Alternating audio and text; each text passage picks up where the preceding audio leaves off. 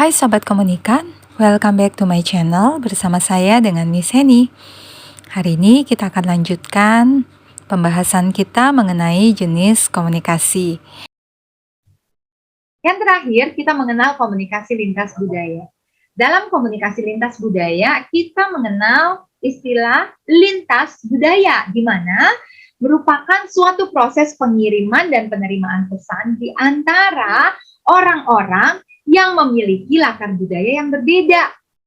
Ya, misalnya ketika kita orang Jakarta, gitu ya, kita berkomunikasi dengan mereka yang tinggal di daerah Jawa Barat, misalnya. Atau kita berkomunikasi dengan mereka yang tinggal di Manado, mereka yang tinggal di daerah-daerah lain yang selain Jakarta, itu masuk dalam komunikasi lintas budaya.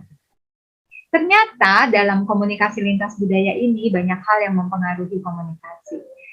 Misalnya stereotip. Stereotip itu kita menganggap orang lain sama seperti kelompoknya atau sama seperti kebanyakan orang dari suku tertentu. Itu stereotip. Jadi kita sudah berpikir, oh iya, kalau suku ini biasanya dia orangnya suka menipu misalnya. Atau kalau suku ini biasanya ngomongnya keras.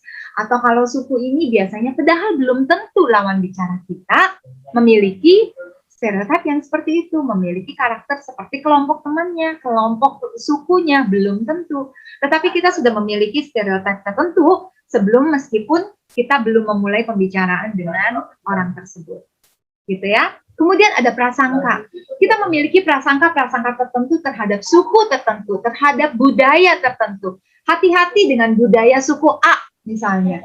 Kalau budaya suku A ketika kita ngomong, hati-hati. Karena apa yang di mulut berbeda dengan yang di hati. Apa yang di depan berbeda dengan apa yang diucapkan di belakang. Misalnya seperti itu. Ada prasangka-prasangka yang kita timbulkan atau kita pikirkan karena adanya perbedaan suku, sehingga kita memiliki prasangka yang tidak baik. Adanya antilokusi, artinya apa? Ekspresi yang menggunjingkan perilaku buruk orang. Ya, ketika kita bicara tentang suku tertentu, kita kan janganlah, sebaiknya jangan dengan suku itu, hati-hati, gitu ya. Ketika kita bicara hati-hati, ekspresi kita menandakan bahwa hati-hati nih orang ini atau suku ini tidak sebaik yang kau kira, misalnya. Atau ada avoidance. Ketika kita tahu orang tersebut berasal dari suku tertentu atau dari budaya tertentu, kita langsung menghindar. Ya, saya nggak mau berkomunikasi, saya nggak mau berhubungan dengan suku tertentu. Langsung terjadi penghindaran, avoidance. Kemudian ada diskriminasi. Oh, saya tidak mau dengan suku yang ini. Kita diskriminasi, kita beda. Suku saya berbeda dengan suku kamu. Saya nggak mau bermain dengan Anda atau berbicara, ya. Atau bahkan ada serangan fisik karena dia suku tertentu, maka dia diserang, gitu ya. Ada juga banyak kasus yang terjadi dalam komunikasi seperti itu. Ada pemusnahan malah, ya. Kita sudah tahu lah, sama-sama tahu di Indonesia seringkali terjadi hal-hal yang tidak baik dalam hubungannya dengan perbedaan budaya. Ada etnosentrisme, di mana kita menganggap budaya kita jauh lebih baik dibanding budaya orang lain. Kita menganggap budaya kita lebih tinggi daripada budaya orang lain yang ada di sekitar kita, ataupun budaya lawan bicara kita. Kemudian ada gegar budaya atau culture shock, di mana ketika kita berada di satu daerah tertentu dan kita baru, otomatis kita akan mengalami culture shock, di mana kita harus belajar beradaptasi dengan budaya yang ada di sekitarnya, dan itu mempengaruhi komunikasi kita. Ada rasisme dan ada kesalahan dalam penggunaan kekuasaan.